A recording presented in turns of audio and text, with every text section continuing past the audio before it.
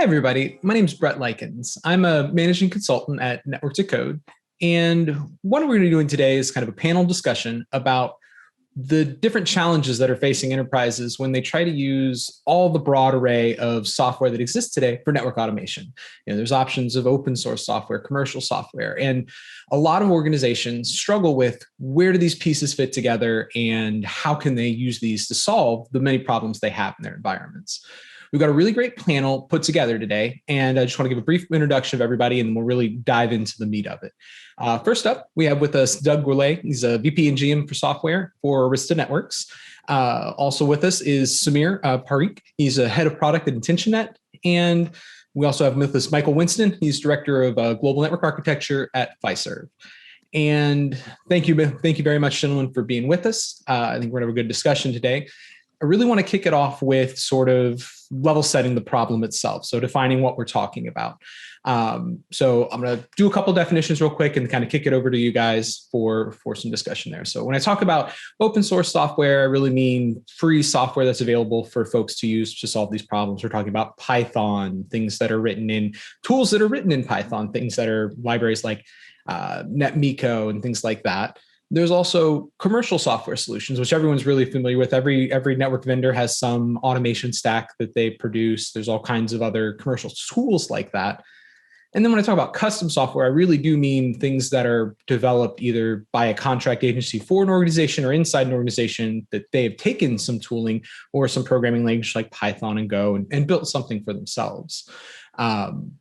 With all of that said, what are then some common examples that you all have seen in those categories of different tools and how you've seen them used in the enterprise? Is that a question, Brett? Sorry, yeah, yeah. Go ahead, Doug. I would say what's something you've seen used. What are some examples like that? I mean, I threw a couple out there. Oh, sure thing. I'll kick it off a little bit. I think one of the most common deployment patterns we see, and I'll try to keep it away from shameless vendor advertisement. Okay, so if everybody else can talk all about the good things we built at Arista, I'll stick with the everything else. And I think the common pattern I see today is people looking for a network source of truth. It's a database function that often has import-export libraries for external systems like IPAM systems and so on. We'll see a SCM system, a source code management system, like a GitHub, GitLab system that's often used to house the templates that are used to then pull from the source of truth, composite the rendered configurations. Those get often deployed to vendor-specific devices and vendor-specific orchestration systems through a workflow orchestration and automation framework like an Ansible. I think three other systems that are extremely common and I see generating a lot of customer interest and customer value are a pre-deployment validation function. So I'm glad to see Samir here as an example of one of those. We also see the post-deployment validation function. I did what I threw out on the box, actually do what I expected the darn thing to do. And then I think sort of an anchor tenant system that often exists in most enterprises is the ITSM function of how do I do change control and approvals of this thing that may be dynamically and automatically generated off of a change to a source of truth or change to an external system, or an approval of a human initiated change that was either originated through a declarative provisioning function like a Terraform, a change to the ITS, or a change originated in ITSM, a change originated and composited in vendor specific config, or a change to a template itself.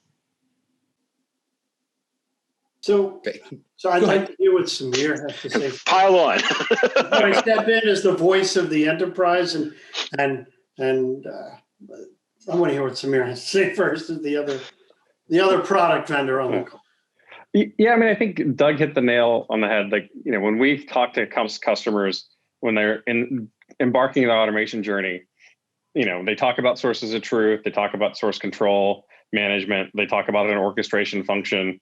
There's a test function, there's a deploy function, and all of these sort of have to come together and work together, right? So, we, at Intentionet, we build part of the solution, both open source and commercial. But what we see our customers doing is pulling all these things together. So it's a good mix of, I'm using some open source tooling, I'm using some custom tooling, I'm using some commercial tooling, and ultimately pulling it all together to build this workflow. But there's lots of tools, and like you said, they're written Python, Go. You see a lot of different languages in play for people that are building out these workflows and these tools. So, from my perspective, having been in large-scale financial enterprises my entire career, what we're seeing now is automation has to happen because we're doing things at a scale and a speed that we've never done them at before. And because we're trying to achieve those things at that scale and speed, we have to be able to do it with more people, which no one's getting more people, or we have to be able to do it more efficiently with the resources we have. Some of the challenges around some of the things that have been mentioned, open source. You tell any large enterprise where you deploy this mission critical construct, and adopting true open source means if it breaks, you have to go post a message somewhere on a board and hope for the best, usually isn't acceptable. So when we think open source, or I think open source, typically look for something that has some production or vendor quality backend support, something that we can purchase so that we have a subject matter expert whose sole business is to support that platform always on hand.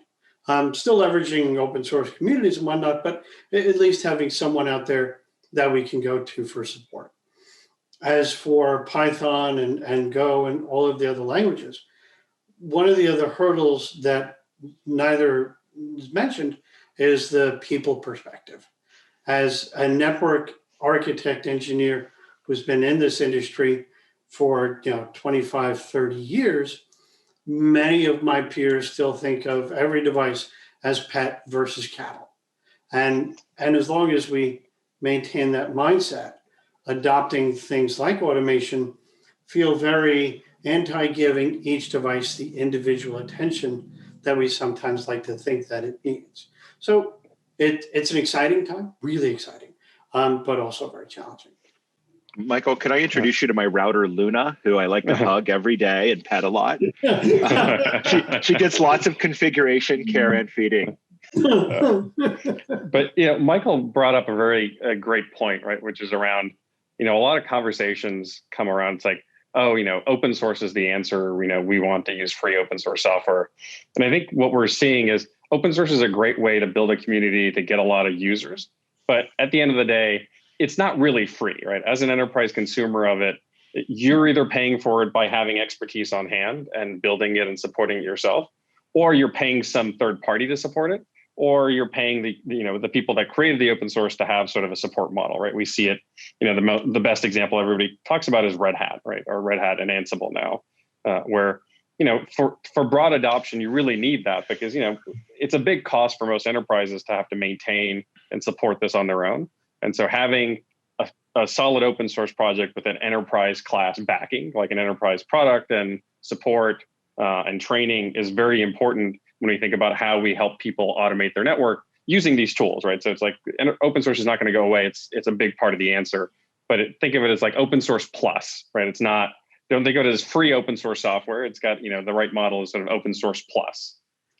I think open source is the best way to achieve the velocity and scale that we need to get these products to market, to add new features and functions as quickly as we can, and not have to wait for a specific vendor to add a feature that you think is critical, but they're not hearing from enough of a customer base, and therefore they let it lag and sit in the back. So I think open source is critical, but as you mentioned, it's never free. Someone's at the end of the day going to pay either operational costs or going to pay someone to support it. So it's not free. Yeah, Michael, Samir, would it be fair to say, I guess this is a summary statement here, you get what you pay for, right? And you're going to pay for it one of three ways, right? It's either I'm supporting it myself by staffing people who are capable and competent, and hopefully at the same time contributing back to the project for the value I'm receiving from using it. Like I think we see a lot of people doing Linux kernel development and so on, and that's kind of the major use case model there. Or I am paying a third party to provide that support function and to do those commits on my behalf and to, again, build the things I need or provide the bug fixes necessary and the ongoing sort of CA support. Internal support, I think, works best because those people are closest to the problem that your enterprise is experiencing. because they best describe it, because they best experience it. But I think having an external third party for them to escalate to is very important. So for us, adopting automation, a critical component was training. Now, we spent the last 12 to 18 months putting all of the engineering staff through automation training so that we can use our vendors for escalation, not for doing our work for us. You're hitting the thing I keep running my head against too much, Mike, which is it's the cultural change. Mm-hmm. That's the hardest part of this. I mean, it's so different from what people were used to. Yeah, exactly. I think workflows are different. Tooling is different. The way you think about the problem is different when you move into this mode where you're building automation and like it's your responsibility for building the automation. I think that's a different level of sort of organizational mindsets. Yeah, and one of the things that I think is key that I kind of want to jump back to that Doug said earlier was there's all these different elements of it. You've got your source control, you have your system for your source of truth, you have all these different elements, and you weren't necessarily choosing one. There's not one thing from one vendor that fits into all of these elements. You may be working with something that is sort of that open source plus model that is your orchestration layer. You could be using Ansible for that. You could be using something that's a free open source off the shelf DSIM tool, or you could pay for a DSIM tool from a vendor. You know, you have different options depending on what makes sense in each of those areas as well, which I think adds some complexity to starting to build that into a cohesive solution. Well, and not just that, though. So while we don't want to pigeonhole into just a specific tool that solves all of our problems, because as you mentioned, there's no one tool that will solve every problem. You don't want to come up with a different, screwdriver for even if the size of the screw is a millimeter or a micrometer off. And those are the kinds of things that for us create a lot of challenges, and we're trying to prevent, snowflakes everywhere, but still be able to adopt a best of breed for the problem. It's not easy, but it's an interesting challenge. I know one of the big challenges I've run into is, I'll call it the person like myself, the network cowboy, like Michael said, 25 plus year industry veteran. Now, I used to tease the graybeards when I was in my 20s, and now I am one of them. And, I can tell you CLI commands from memory and part numbers from a myriad of vendors from memory. I can't tell you how to start writing an Ansible script or playbook or Jinja 2 template or Python from memory. I've done it. It's hard for me. And if you want me to change the loopback adapter on a router, there's 4, 5, 6 commands, and I've knocked it out off the top of my head, and I'm done in 30 seconds. But telling me that I need to go into this system and change it on the IPAM, this system and change it in the network source of truth, and then approve it, and then execute this PR, and there's this perspective from a certain set of people who have been dealing with networks for 20 plus years. Like, you just made my job a lot harder, man. That's going to be difficult. And I think overcoming this, cultural challenge, and they're right. It's harder when I'm making a single change to one box. It's a lot easier when I'm changing 500 devices and I'm trying to get it done in 30 minutes or less during an extremely limited change window, and I want to guarantee a consistent output. Right. So getting over that cultural barrier, and frankly, finding interfaces and workflows that make it really easy to allow all of the different types and classes of operators that we have in the environment to do their job, I think is one of the big lifts that we need to overcome in this next evolution of the way we're designing and building these network automation frameworks. So it's things like low code, no code, those are the things that can enable. You don't want every ops person to have to be a software developer, right, to be able to use the tools, but you would want your best engineers and architects to be able to develop tools based on their experience, and finding that middle of the road. And if you want to be a cowboy and you want to use CLI, then by all means, I encourage that. That's fine, as long as what you do is repeatable and documented, so that at some point we can automate whatever experience and knowledge that you have, right? Because I don't want to push out the engineers who are unwilling to adopt, but I want to be able to leverage their skills so that if they choose to go somewhere else, we don't lose the experience and skills that they had. Yeah, I mean, this is where, you hear in the software world the notion of pair programming.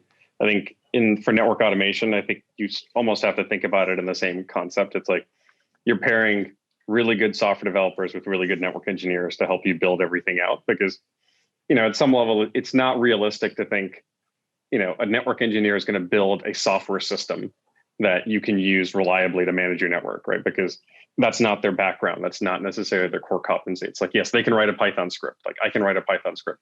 You don't want to run my Python script in production, right? I'm not going to build a fault tolerant system out of it, but I can get the job done. I can automate one task here and there. And I think that's a big part of the shift is like, you have to pair, hardcore software developers with hardcore network engineers and say, okay, how do I get the best out of this team to build the automation I need? Because it has to be maintainable. It has to be a true software system. It's not just a couple of scripts that are running wild. Yeah, and I think that's the key shift that I see a lot is, a lot of us have been doing, like I could write bash scripts back in the day, and I was writing Perl back in the day, and everybody had that one or two little toolbox scripts to do something faster. But it's all about taking that and how do you then make it so it's not just one thing that one guy has on his laptop, or it's a script in a folder in a jump box somewhere, that it's something that's intentional by the organization, that there's a decision by the IT infrastructure team or whatever part of the organization is doing this to say, all right, now we need to take this to that next level. And I think that's where you start to look at frameworks and the approach that lets you build out some scaffolding to help drive in that direction. So what you're describing is no different than good design and architecture practice, right? So for the engineers and architects who are cowboys, who do things entirely in a hole, in a vacuum, they shouldn't be any more successful in working in an environment where you're doing automation than they are in a large enterprise where they make themselves the linchpin for everything that happens. So, what you're describing, if I'm writing code, put in, comments, put in documentation, put in a workflow on how it gets executed and what the code is supposed to do. The same way if you were building a network and you were building a data center and you said, well, I did it, off the cuff. I didn't use any diagrams and I just figured out the addressing as I went along, just kept incrementing. Again, that's just as bad. Whether you're, a CCIE or some other high-level network certification, than if you're Python certified and you don't document anything you do there. It's just common practice, or they should be common practice. It's not common enough. See, Michael, I challenge that, we in the vendor community have done a tremendous disservice to the network automation movement, right? And we see a huge amount of Python innovations working around incredibly legacy models that we have in network systems, whether it's a lack of machine readable marked up configurations, which is just ridiculous because in the same time frame that we were coming out with 1970s era CLI configuration models, Windows had a registry.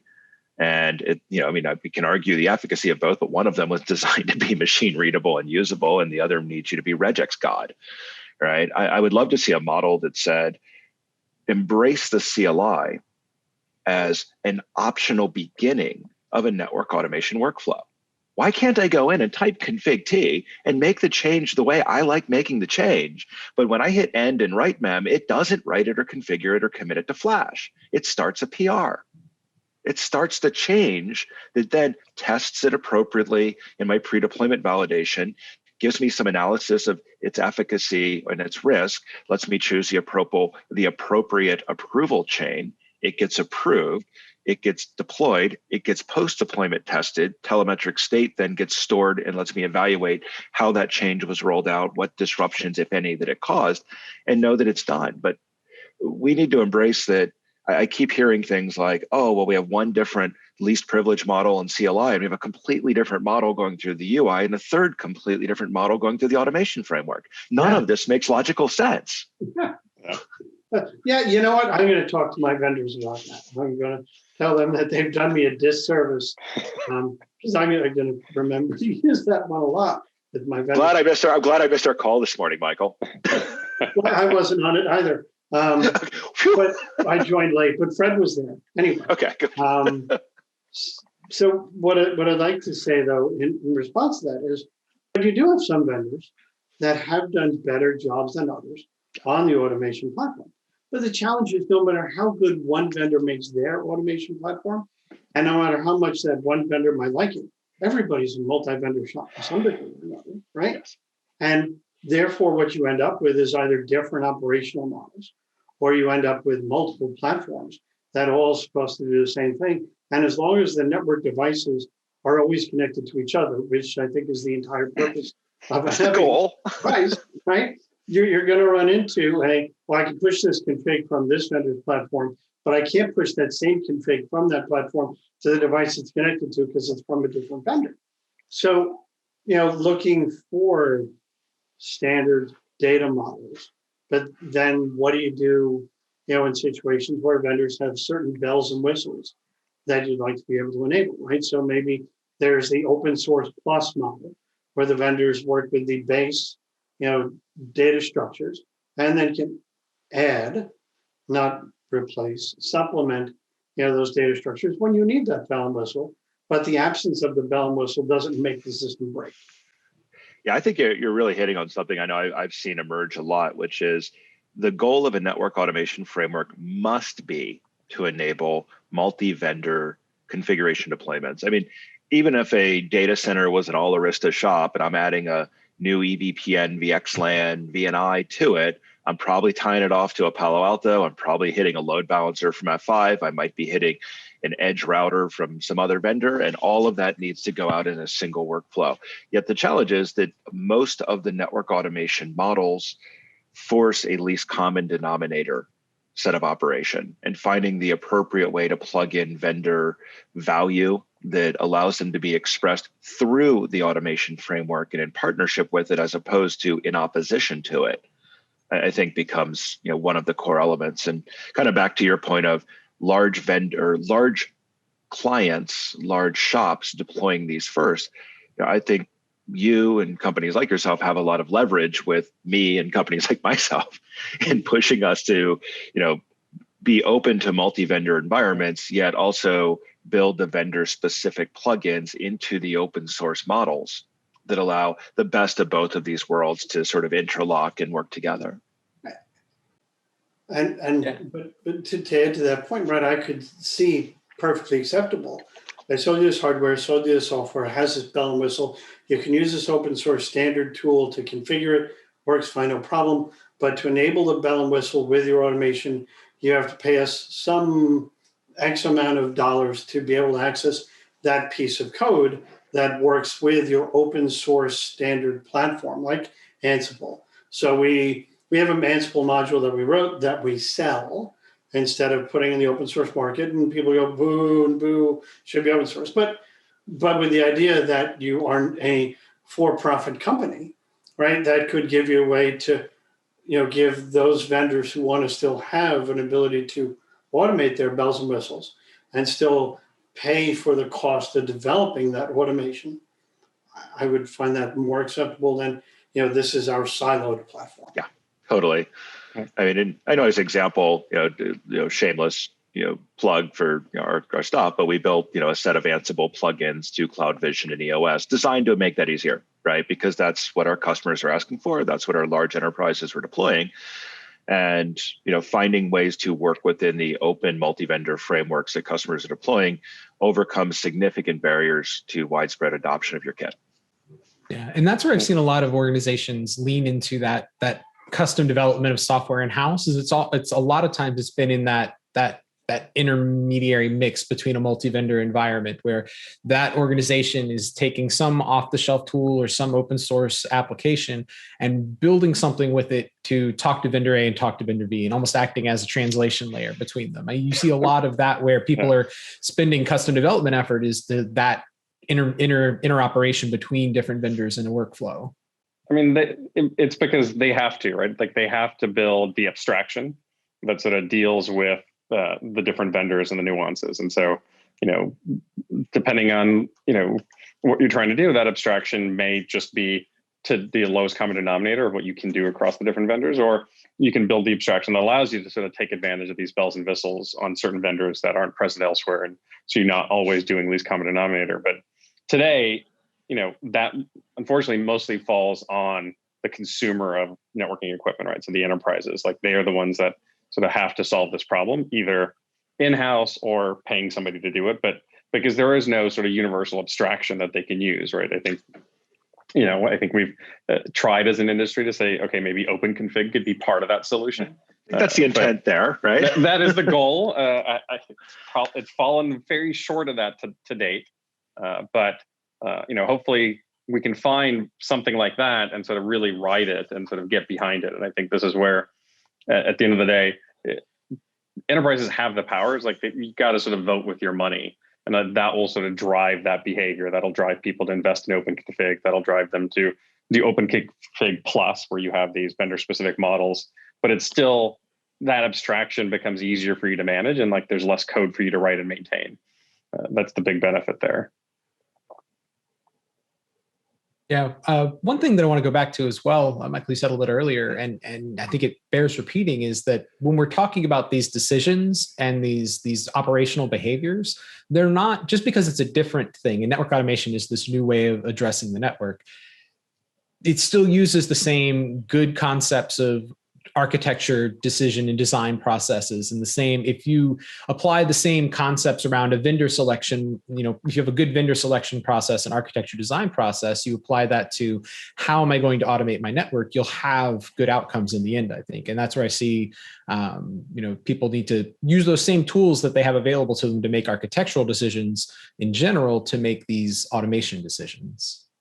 Well, Brett, one thing I point out is the architectural model we're moving to is one that has been tested and implemented ad nauseum over the last 10 to 20 years. And it was the ongoing evolution of the SDLC.